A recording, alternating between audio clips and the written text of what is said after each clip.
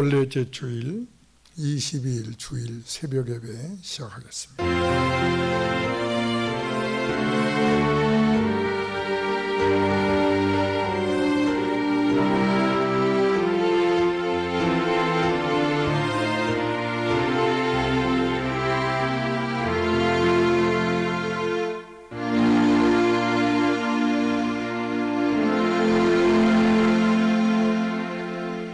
안식일을 기억하여 거룩하게 지키라.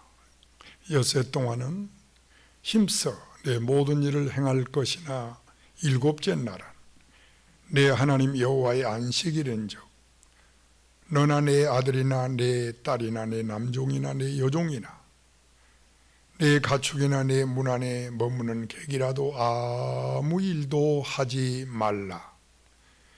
이는 엿새 동안에 나 여호와가 하늘과 땅과 바다와 그 가운데 모든 것을 만들고 일곱째 날에 쉬었음이라.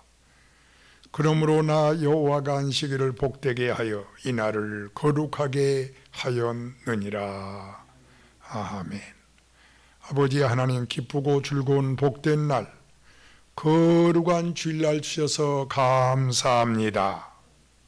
하나님 아버지, 이 날에 모든 성도가 주께 모여 예배드릴 때 이곳에서 홀로 영광 받으시옵소서. 모두에게 구원의 은혜를 베풀어 주옵소서. 하나님 아버지, 세상 걱정 다 사라지게 하시고 괴롭히는 질병도 사라지게 하옵소서. 주님 오실 때까지 이 날을 기억하고 지키는 믿음 주시옵소서. 예수님의 이름으로 기도드립니다.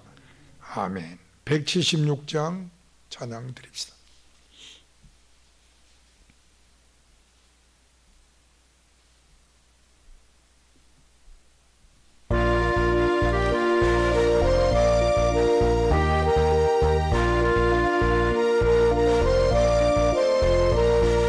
주원은 다시 오실련지 아는 이가 없으니 등 밝히고 너는 깨어있어 주를 반겨맞으라.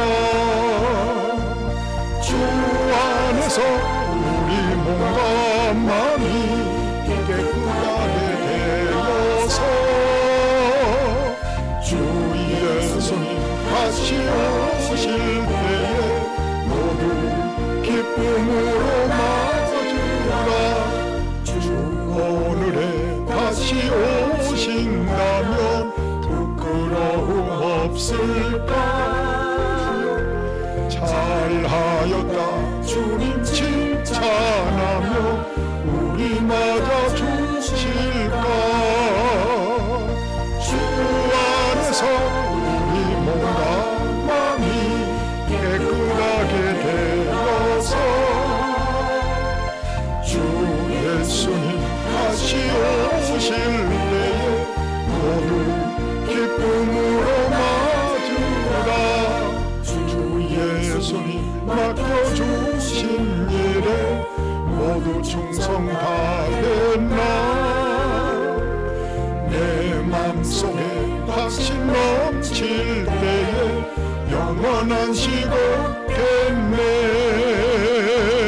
주 안에서 우리 몸과 마음이 깨끗하게 되어서 주 예수님 다시 오실 때에 모두 기쁨으로 맞으라. 주 예수님 언제 오실련지 한밤이나 낮이나 늘 깨어서 주님 만난 성도 주의 영광 보겠네.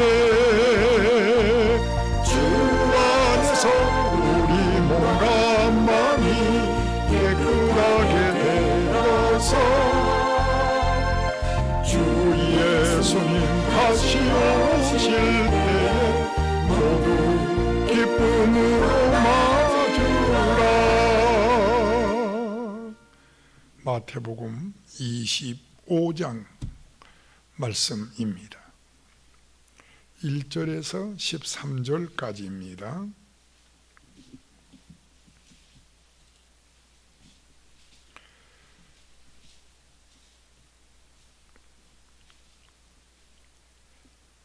그때 천국은 마치 등을 들고 신랑을 맞으러 나간 10 처녀와 같다 하리니 그 중에 5은 미련하고 5은 슬기는지라. 미련한 자들은 등을 가지되 기름을 가지지 아니하고 슬기 있는 자들은 그릇에 기름을 담아 등과 함께 가져갔더니 신랑이 더디 오므로 다 졸며 잘세. 밤중에 소리가 나되 보라 신랑이로다 맞으러 나오라 하매 이에 그 처녀들이 다 일어나 등을 준비할세. 미련한 자들이 슬기는 자들에게 이르되 우리 등불이 꺼져가니 너희 기름을 좀 나누어 달라 하거늘 슬기 있는 자들이 대답하여 이르되 우리와 너희가 쓰기에 다 부족할까 하노니 차라리 파는 자들에게 가서 너희 쓸 것을 사라 하니 그들이 살아간 동안에 사이에 신랑이 오므로 준비하였던 자들은 함께 혼인잔치에 들어가고 문은 닫힌지라. 그 후에 남은 처녀들이 와서 이르되 주여 주여 우리에게 열어 주소서. 대답하여 이르되 진실로 너희에게 이르노니 내가 너희를 알지 못하느라 하였느니라. 그런즉 깨어 있어라. 너희는 그날과 그때를 알지 못하느니라. 아멘. 10 처녀의 비유이지요. 마태복음 24장 25장은 종말론이라고 부릅니다. 이는 예수님께서 하신 말씀 중에서 특별히 세상 끝에 되어질 일들을 기록하고 있기 때문에 종말론이라고 부릅니다. 현실에 안주하며 살기를 원하는 우리에게 주신 경고의 말씀이지요.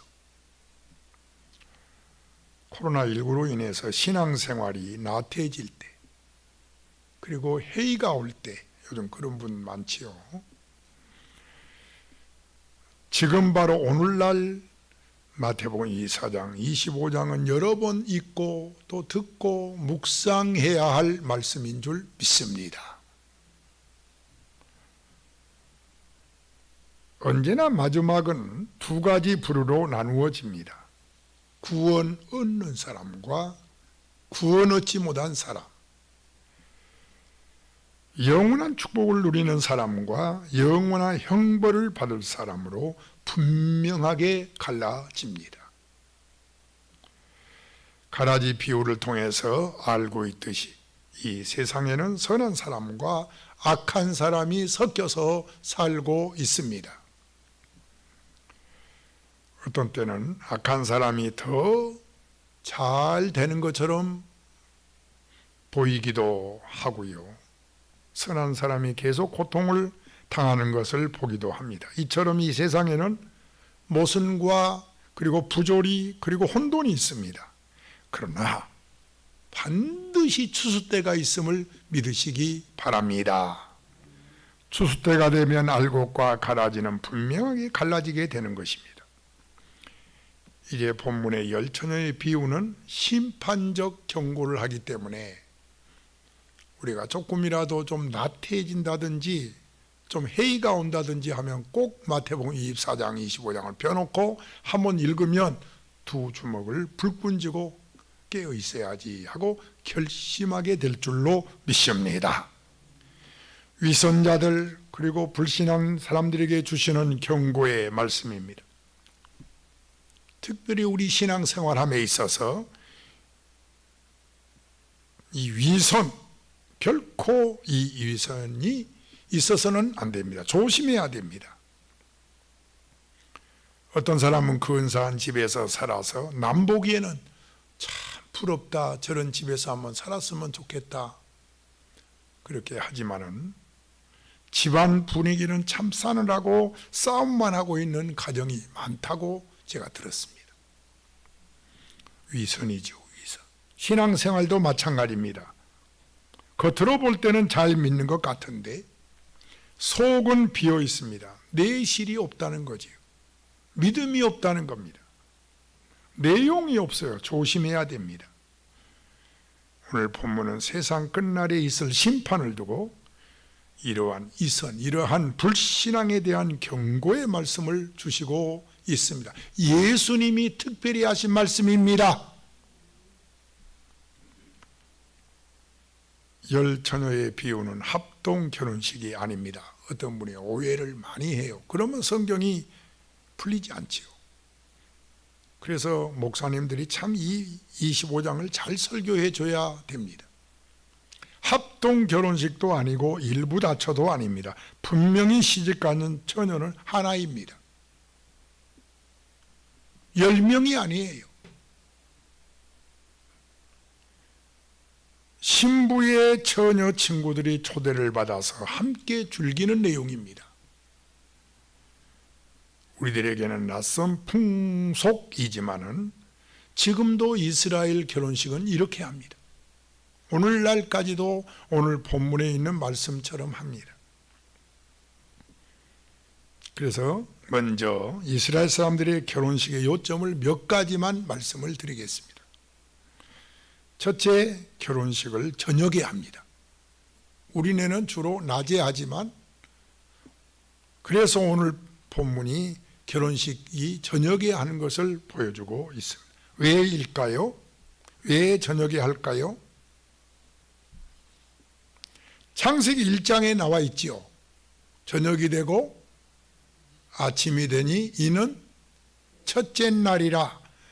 저녁이 하루의 시작이기 때문에 바로 하루의 시작이 되는 것이 저녁이라 해서 결혼식을 저녁에 하는 아주 의미가 깊은 것입니다.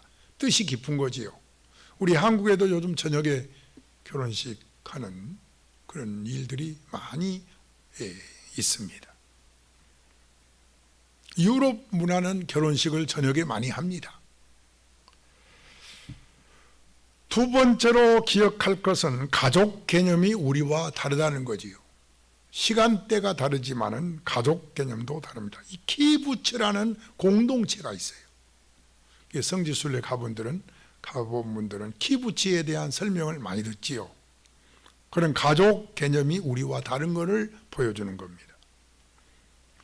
우리는 언제나 핏줄이 연결되어 있어야 형제라고 하는데 그들은 한 마을을 가정으로 봅니다. 그래서 한 가정의 결혼은 동네 결혼이 되는 거지요.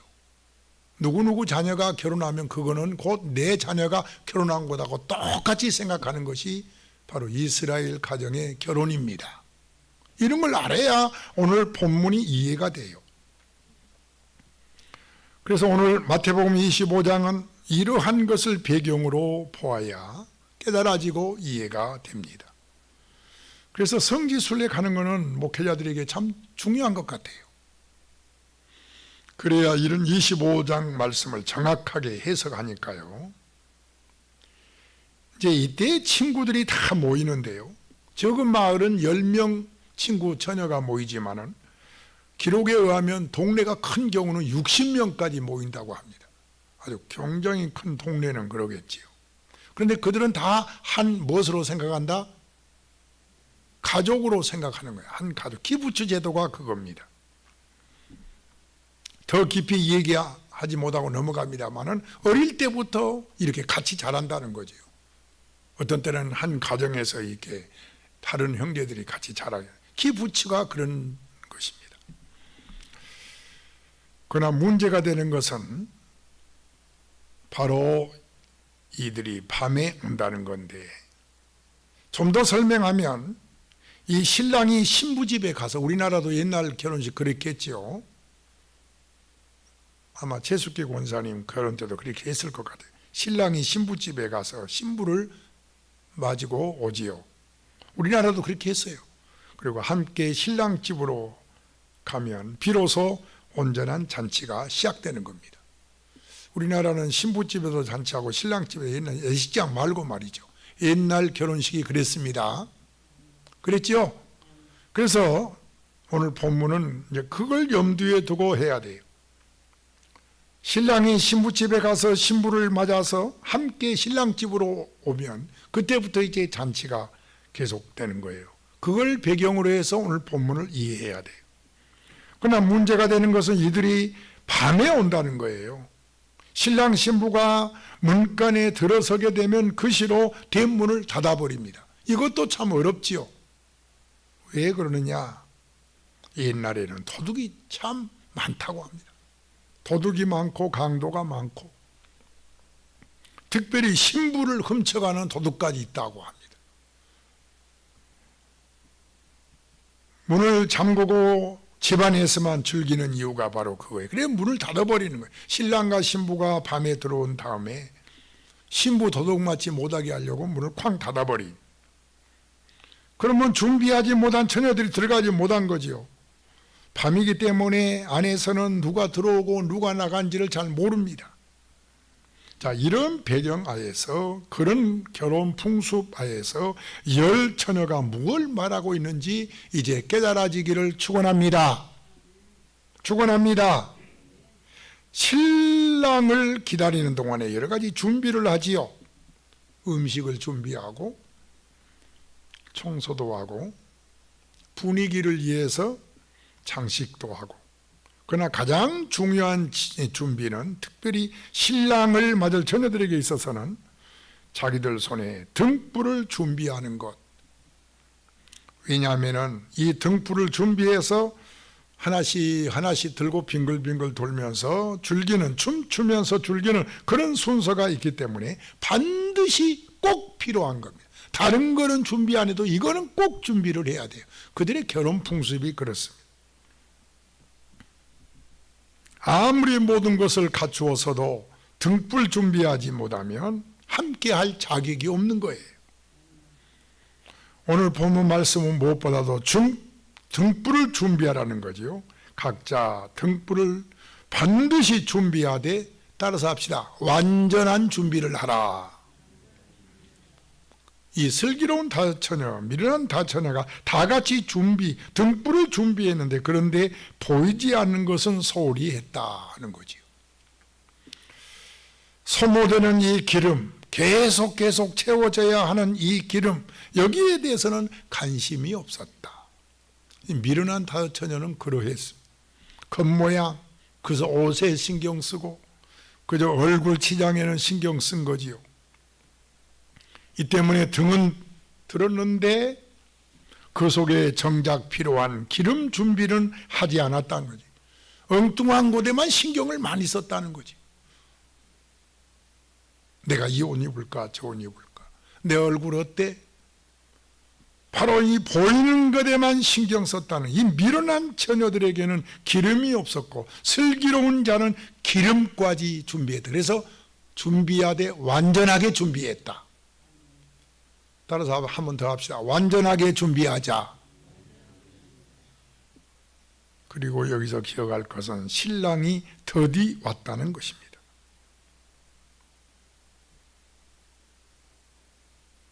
5절에 보니까 신랑이, 읽읍시다. 시작. 신랑이 더디 오므로 다 졸며 잘세라고 했어요.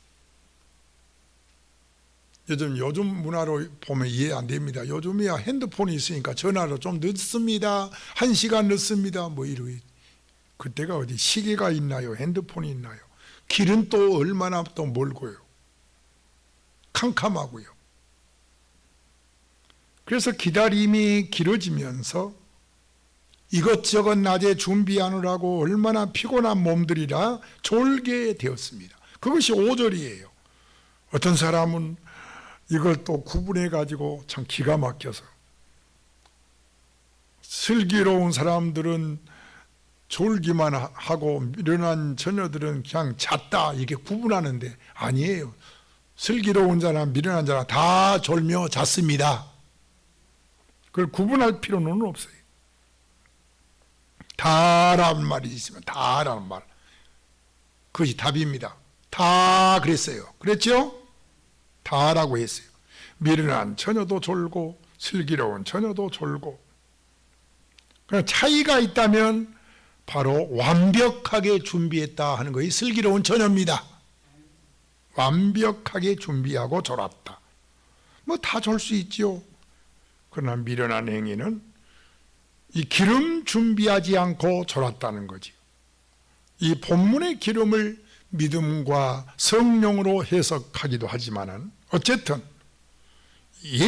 예식주의를 경고하고 있는 겁니다. 겉으로는 잘 믿는 것 같으나 마음 깊은 곳에는 믿음이 없다는 거지요. 교회에 출석하고 직분을 가지고 있는 것 중요하지만 그 속에 진실한 믿음, 성령이 임재해 있어야 할 줄로 믿습니다. 여기서 중요한 것은 다른 사람 것을 빌려 쓸 수 없다는 거예요. 8절 하반절에 따라서 해보세요. 기름을 좀 나눠달라. 어때요? 나눠줄 수 있나요? 없다는 거예요. 9절에 있잖아요. 슬긴 자들이 대답하되 우리와 너희 쓰기에 다 부족할까 하노라. 기름은 나눠 쓸 수 없다는 거예요. 여러분, 믿음은 절대로 나눠줄 수 없습니다. 각자 믿음이라는 거지. 우리 예수 그리스도께서는 신랑이 되십니다. 그리고 우리는 신부인 줄 믿습니다. 그러므로 사랑을 준비하고 믿음을 준비하고 소망을 준비하고 성령을 준비함으로 신랑과 영원히 함께할 수 있는 큰 기쁨을 준비하라고 하는 그런 말씀인 줄 믿으시기 바랍니다. 주님이 더디 오시더라도 기쁨으로 맞이할 수 있는 오늘 새벽기도 나오시는 방송을 듣는 여러 성도님 되시기를 축원합니다. 오늘은 주일입니다. 여러분의 기름 그릇에 믿음이, 사랑이, 소망이, 성령이 가득 채워 있기를 축원합니다. 그런 주일이 되십시오. 찬송 175장 드리겠습니다.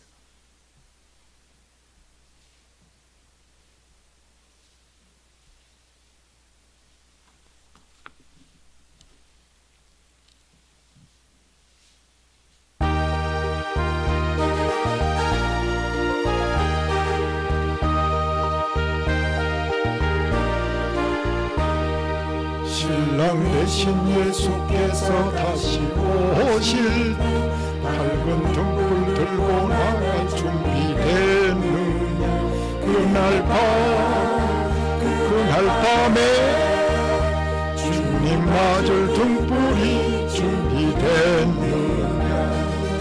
예비하라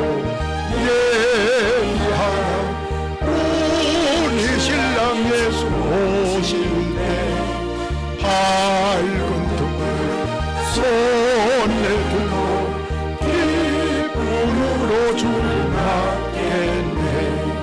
주를 나와 맞으라는 소리 들릴 때 기뻐하며 주를 맞이할 수 있느냐. 그날 밤에 주님 맞을 등불이 준비됐느냐. 예비하라 우리 신랑 예수 오실 때 밝은 등불 손에 들고 기쁨으로 주를 맞겠네. 항상 깨어 기도하며 거룩한 길은 준비하지 않고 주를 맞지 못하리. 그날 밤에 주님 맞을 등불이 준비됐느냐. 예비하라 우리 신랑 예수 오실 때 밝은 등불 손에 들고 기쁨으로 주를 맞겠네. 그날 밤에 영화로운 혼인잔치에 기뻐하며 할렐루야 찬송 부르리. 그날 밤에 주님 하나님 맞을 등불이 준비됐느냐 예의하고 예의하라 우리 신랑 예수 오실 때 등불을 손에 들고 기쁨으로 주를 맞게 해. 아버지 하나님, 이제 신랑을 맞으라 하는 소리를 들을 날이 가까이 오고 있음을 믿습니다. 사랑을 준비하고 믿음을 준비하고 소망을 준비하고 성령 충만을 준비하고 기다리게 하옵소서. 우리들의 신앙생활에 있어서 위선이 결코 있어서는 안 될 줄로 믿습니다. 보이지 않는 기름을 소홀히 하지 않게 하옵소서. 기름은 준비하지 못하고 등만 준비하는 신부가 되지 않게 하옵소서. 완전한 준비를 하고 주님을 기다리기를 원합니다. 우리 신랑 되신 예수님의 재림이 더딜지라도 믿음과 성령은 계속해서 채워지게 하옵소서. 예수님의 이름으로 기도드립니다. 아멘. 오늘 거룩한 주일 꼭 강당을 위해서 우리 김말덕 권사님처럼 먼저 이 종을 위해서 기도해 주시기를 부탁합니다.